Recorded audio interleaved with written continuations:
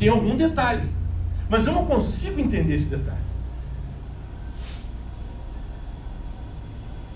Escolhas rotineiras sobre detalhes simples da vida a dois podem fazer grande diferença e determinar o rumo do nosso casamento. Escolhas certas e detalhes que ajudam a manter a chama do amor acesa. Pequenos detalhes. Lembra de Roberto Carlos? Detalhes tão pequenos de nós dois. Atenção. Um detalhe tão pequeno, mas tão importante. Quando foi que realmente conversamos com a devida atenção, parados, olhando, olho nos olhos, Quero ver aqui. e a gente, como é que a gente tem dado atenção à esposa? Como é que a esposa tem dado atenção ao esposo? Andando, se movimentando, tomando banho na cozinha. Tem uma lição lá no curso Homem ao Máximo, cujo título é Pare, Olhe e Escute. Para a gente dar atenção, é exatamente preciso parar, olhar e escutar, que é diferente de ouvir.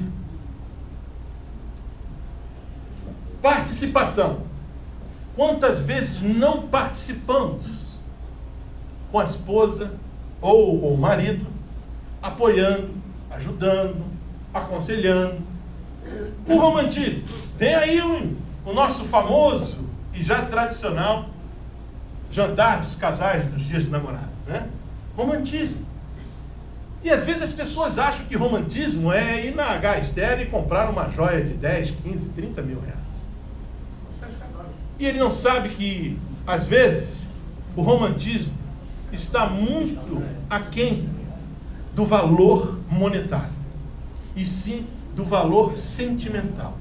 Da esposa perceber que houve a lembrança, que houve uma atenção, que houve uma participação.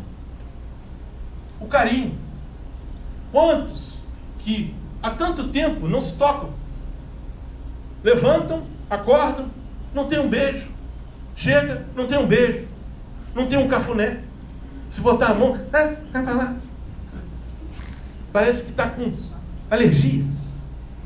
Carinho, toque, detalhe, paciência. Tudo é motivo para impaciência. A crise, a reforma trabalhista, a reforma da Previdência, o emprego que está às beiras de ser perdido, os filhos trabalhosos dando tanto problema. Haja paciência. Mas é preciso de paciência e principalmente de gentileza. Hoje, por exemplo, presenciei o Marcondes abrindo a porta do carro para sua esposa quando chegou. Uma salva de palmas para o Marcondes. Gentileza. Foi só original, né? Isso. E antes de eu fazer essa declaração, eu me certifiquei de que a porta não estava com problema de não poder ser aberta pelo lado de dentro. Porque tem essa situação. Muito bem. Meus irmãos, vamos escolher? Tem dois requisitos principais para escolhermos. Primeiro, escolher sem precipitação. Analisar e pensar antes nas consequências possíveis. Já imaginaram se Davi tivesse parado, analisado nas consequências possíveis e inimagináveis? Se lá Eva e Adão também tivessem pensado naquela decisão de comerem do fruto? Analisar, pensar antes. Quantas vezes fazemos escolhas, mas erramos? Por quê? Não analisamos. Fomos precipitados. E a palavra de Deus está ali, nos alertando. Você já viu alguém que se precipita? O que é de ânimo precipitado exalta a loucura. Ou seja, você costuma tomar decisões precipitadas? Escolher precipitadamente? É louco. Há mais esperança para o insensato do que para essa pessoa. Nós estamos sendo comparados não mais ao insensato, O insensato está melhor do que a gente. Já pensaram nisso? Acalme-se. Não façam nada precipitadamente. Vai escolher? Não faça nada precipitadamente. Como a cidade com seus muros derrubados, assim é quem não sabe dominar-se. Uma cidade devassada. Segundo, escolher com a sabedoria do alto e não com base no nosso entendimento. Aquela figura lá no início mostrava um homem diante do caminho, que foi o que eu dei para o convite de todos aqui. E aí você vê um caminho todo lamacento e um outro caminho muito bonito. E ali eu coloquei que escolhas erradas, sofrimento à vista. Quando você olha aquilo ali, dentro do nosso entendimento, a primeira coisa que a gente analisa naquela foto é o seguinte: aquele é a escolha errada, aquele caminho com a lama. Mas pode ser que Deus diga para você: não, esse é o caminho certo. Porque Deus tem dito para a gente que o caminho é estreito e a porta apertada. Por isso, na dúvida, com sabedoria se constrói a casa. Com sabedoria se constrói o casamento. Com discernimento se consolida a casa e o casamento. Pelo conhecimento dos seus cômodos se enche do que é precioso e agradável. Pois o Senhor, sim, o Senhor, é quem dá sabedoria. E de sua boca procede o conhecimento e o discernimento. Que é a sabedoria e o discernimento. Não vem de nós. Vem de Deus. Durante um desentendimento, o casal poderá escolher deixar ou não o sol se pôr sobre a sua ira. Brigou, chegou em casa, se desentenderam, ficaram de cara amarrado, e aí deixaram rolar. Eu estou certo, eu não volto atrás, eu também, falo mais nada. Quem mandou ela fazer assim? Ele que está errado, não sou eu. E vão dormir. Um detalhe, né?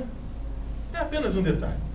Mas a palavra de Deus, a consulta ao Senhor, porque a consulta, às vezes a gente pode orar e ficar esperando a voz de Deus no ouvido. Eduardo, não proceda assim. Meus irmãos, eu não sou cético com relação a isso. Pelo contrário, eu creio que Deus fala aos nossos corações. Mas muito do que a gente precisa ouvir está escrito na palavra dele. É só a gente ler. E a gente fica querendo ouvir viva voz. Se acha, sei lá, primeiro-ministro. Fala aqui, Senhor. Não é bem assim, não.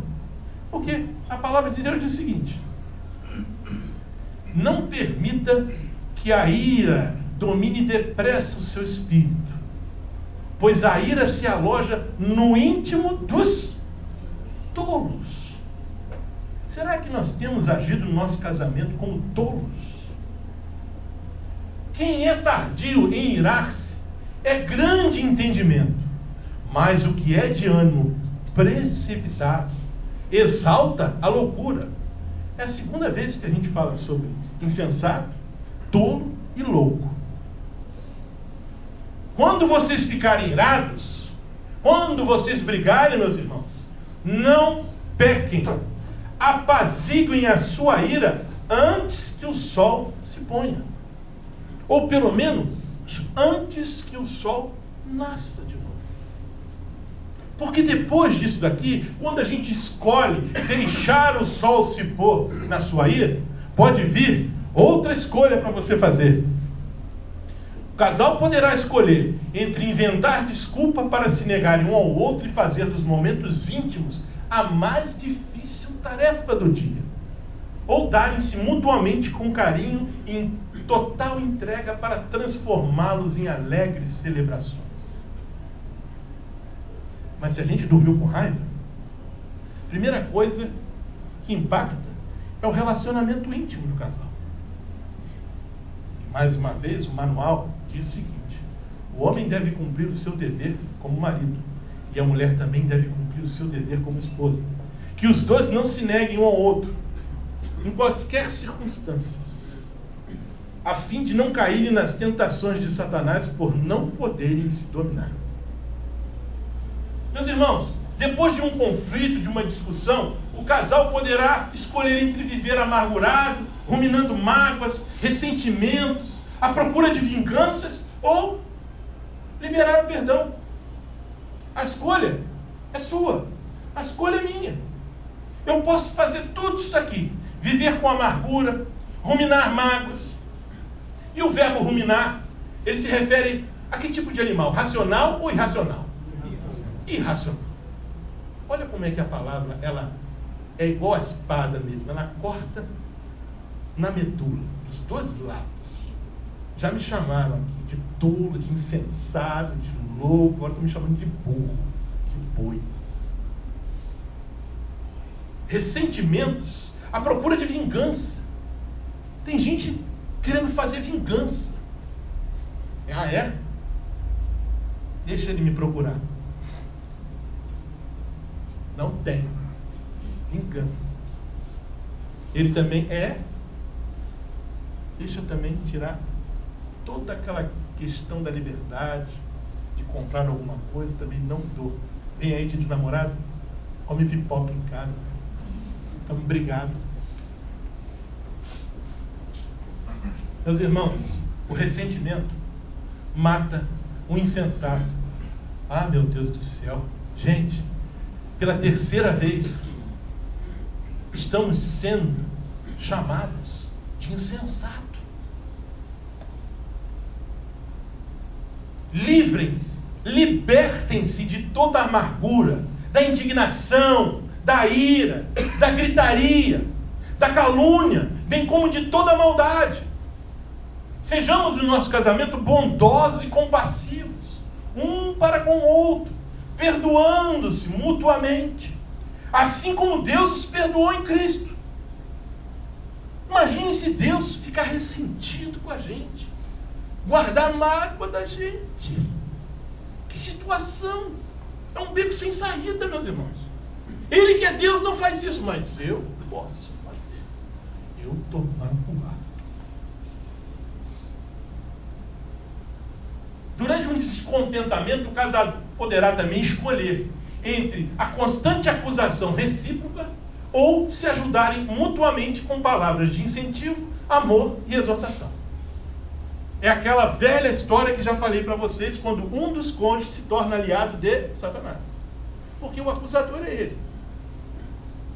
Se eu não preciso que ele me acuse, se eu já tenho a esposa para me acusar, ou se eu tenho já um marido para acusar a esposa, eu não preciso de Satanás. Se alguém falar, o inimigo está na casa dele, vai ser o primeiro. Eu não. São eles. Ficam se acusando. Ao invés de tentar resolver o problema, eu falei para você, eu te disse, falei para você não fazer, mas eu também falei que se você fizesse assim, e fica naquele negócio, ao invés de parar, se ajudarem mutuamente, com palavras de incentivo, amor e exortação. E olha o que a palavra de Deus fala nesse caso. A família que se divide, um casal que se divide entre si, será destruído. Não é possível. Os dois se tornaram um só. Mas agora estão fazendo um fenômeno. Estão se dividindo. Ao contrário, encorajem-se uns com os outros todos os dias, durante o tempo que se chama hoje, não é amanhã. Olha a sabedoria dessa palavra. Toda vez que você ler essa palavra, ela vai dizer para você, é hoje. É hoje. Cada um ajuda o outro e diz, seja forte. Durante os questionamentos, pedidos de explicações, aquelas explicações, chegou de onde? Chegou tarde? O que aconteceu? Estava onde? Saiu com quem? O casal poderá escolher entre a mentira e o engano, ou a verdade, em qualquer circunstância. Eu conheço situações em que não aconteceu nada, mas porque uma mentira foi falada em primeiro lugar, veio a segunda pergunta. E aí, você estava onde? Estava com os amigos. Quem? Ele não estava com os amigos. Mas ele mentiu. E agora vinha a segunda. Com quem? Pronto. Com o Gilberto, com o Marcelo. Fazendo o quê? Aí ele começa a enrolar, né? Não, nós estávamos assistindo a final da Liga dos Campeões. Aonde? Lá naquele restaurante. Gente, não aconteceu nada disso. E também não aconteceu nada de grave. Mas ele começou a mentir. E é uma bola de neve. O Senhor Deus detesta os mentirosos, porém ama os que dizem a verdade. Está na hora da gente escolher. Olha, se a gente quer ser amado ou detestado por Deus. Vocês estão vendo como é que os detalhes, como é que são pequenos detalhes, mas que são muito sérios, porque a gente passa batido nessa palavra e a gente parece que não interpreta. E eu vou voltar a repetir. O Senhor Deus, aquele que nós dizemos, Senhor Deus, me ajuda, tenha misericórdia de mim, ele detesta os mentirosos, mas eu minto. Eu não sou verdadeiro. E aí, eu passo a ser detestado pelo Deus que eu digo que sirvo. Porque ele detesta os mentirosos, mas ama os que dizem a verdade. Que o sim de vocês seja sim, e que o não seja não. Porque qualquer coisa a mais que disserem, que eu estava com o Gilberto, que eu estava com o Marcelo, vem do marido. Durante o convívio, o casal poderá escolher entre viver um caos diário, com mau humor, agressões, ou proporcionar um ambiente alegre, de paz e palavras agradáveis. Pessoas que trazem de fora os problemas do casamento, os problemas da escola, e tantos outros problemas. E ele fica de mau humor. Ele responde rispidamente. Ele não tem paciência. Meus irmãos, o homem irritável, ele provoca dissensão. A pessoa de mau gênio sempre causa problemas e discórdias. Vejam bem, não há exceção. Aqui não está escrito assim, a pessoa de mau gênio, geralmente, às vezes, não. A pessoa de mau gênio sempre causa problemas e discórdias. Não se associe com quem vive de mau humor. Aí você fala assim, minha mulher não quer falar mais comigo.